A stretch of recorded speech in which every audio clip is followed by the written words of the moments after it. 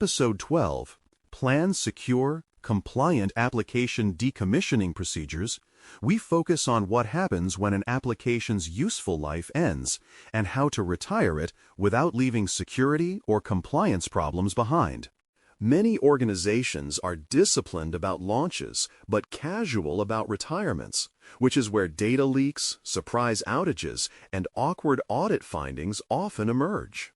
The intent here is to treat decommissioning as a structured life cycle phase, not an afterthought once hardware is reclaimed or a cloud account is closed. When you approach retirement with the same care as deployment, you protect confidentiality, integrity, and availability while also meeting regulatory and contractual obligations. That mindset turns turning things off into a disciplined practice rather than a risky moment of improvisation. A secure retirement begins with a thorough inventory of assets, dependencies, data stores, integrations, and privileged pathways tied to the application. Assets include servers, containers, functions, storage buckets, message queues, and third-party services that exist primarily because of this system. Dependencies extend to upstream identity providers, downstream reporting tools, batch jobs, data pipelines, and shared components that might behave differently when this application disappears.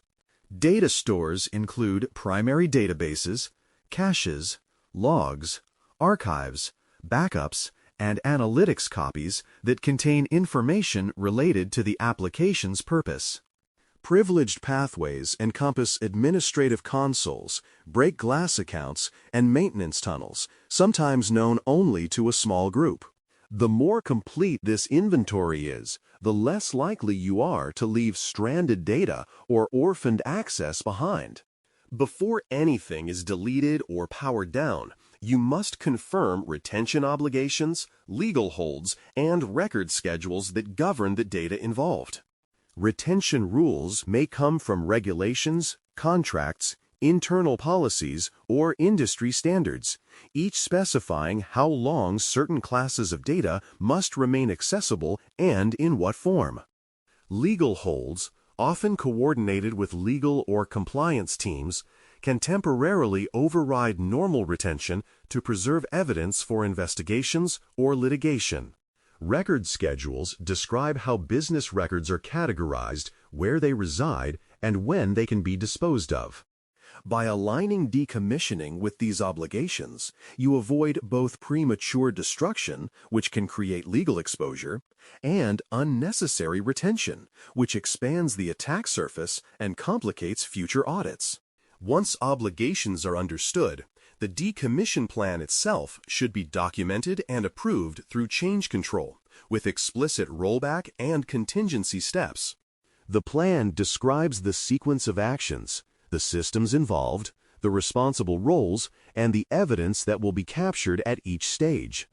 Rollback steps anticipate partial failures, such as dependencies that were not fully mapped or unexpected user impact, and define how to restore service safely if needed.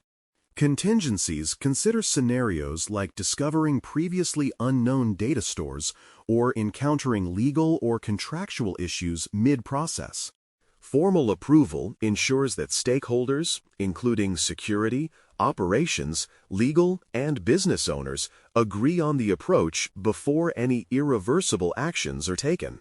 Quiescing workloads safely is a critical moment because it shifts the application from active use into a controlled shutdown. Draining traffic means gradually redirecting users and integrations away from the system, allowing in-flight transactions to complete without abrupt terminations.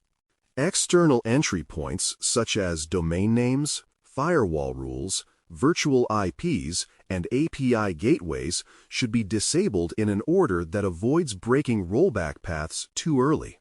Batch jobs, scheduled tasks, and message consumers must be paused or redirected so that no new work is quietly queued against a system that is supposed to be retiring.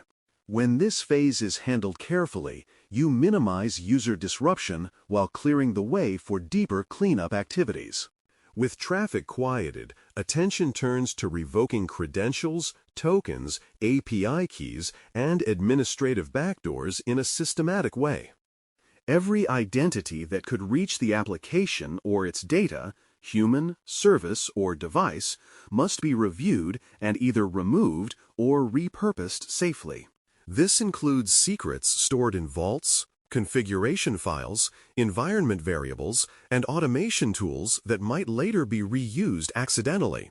Administrative backdoors, test accounts, and emergency access paths that were justified during operations become unacceptable liabilities once the system is supposedly retired. Revocation is more than a courtesy.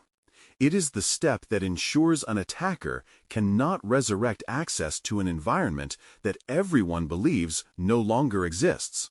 Sanitizing media is another non-negotiable component.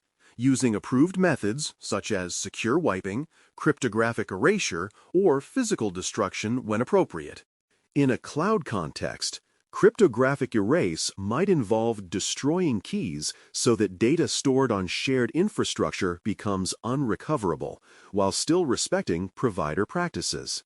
On-premises storage may require multiple overwrites, degaussing, or physical shredding, depending on the sensitivity of the information and regulatory guidance. The method chosen should align with documented standards for data classification and media handling so that auditors can see a consistent pattern. Proper sanitization ensures that retired disks, virtual volumes, or removable media do not become future sources of data leakage. While some data is destroyed, required data must often be exported with careful documentation of lineage, hashes, custody, and access authorizations. Exports might support future reporting, regulatory inquiries, tax documentation, or legal obligations that persist beyond the life of the application itself. Recording cryptographic hashes of exported files helps prove integrity, while custody records and access logs show who handled the data and under what authority. This level of documentation gives future investigators and auditors confidence that the information has not been altered silently over time. It also clarifies where long-lived copies reside, which is crucial when answering questions years after the system has disappeared. To keep your view of the environment accurate, configuration management databases, often called CMDB systems, asset registers, and diagrams must be updated to reflect removal. Entries for servers, services, dependencies, and related configuration items should be marked as retired or removed, with dates and references to the decommissioning record. Network diagrams, data flow diagrams, and architecture maps must be revised so that future projects do not assume the presence of systems that no longer exist. This cleanup prevents a quiet accumulation of ghost assets that confuse risk assessments, capacity planning, and audit scoping. When documentation and inventories match reality, both operational teams and assessors can reason about the environment with far greater confidence. Notification obligations form another important layer, especially where stakeholders, customers, or regulators have contractual or regulatory interests in the system being retired. Contracts may require advance notice before decommissioning certain services, particularly when service-level agreements or data processing commitments are involved. Regulators may expect updated registrations, revised system inventories, or explicit confirmations that specific controls remain in place for archived data. Internal stakeholders, such as support teams, finance, and dependent product groups, also need clear communication so they can adjust their plans accordingly. Thoughtful notifications reduce surprise, prevent misunderstandings, and provide written evidence that the organization acted transparently. Decommissioning also involves closing the loop on documentation, playbooks and evidence so that future discovery and audits are well supported. Policies, standards, procedures, and ADR entries related to the retired system should be archived in a way that preserves their version history and relevance. Incident records, change tickets, and decommission checklists become part of the historical trail that explains how risk was managed over the system's lifetime. Archiving does not mean burying these artifacts. It means making them retrievable with appropriate access controls when questions arise.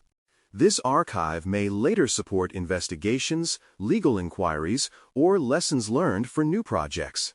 Even after a system is supposedly gone, validation is necessary to ensure nothing resurrects unexpectedly and no components continue to send traffic. Monitoring logs, network telemetry, and access gateways for late calls, retries, or authentication attempts can reveal forgotten integrations or stale configurations. Scheduled scans of DNS entries, firewall rules, and endpoints help confirm that external exposure has truly been removed. If calls or connections continue to appear, they become valuable signals of where further cleanup is required.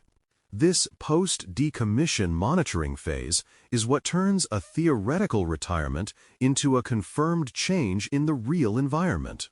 A mini-review at this stage brings the main threads together.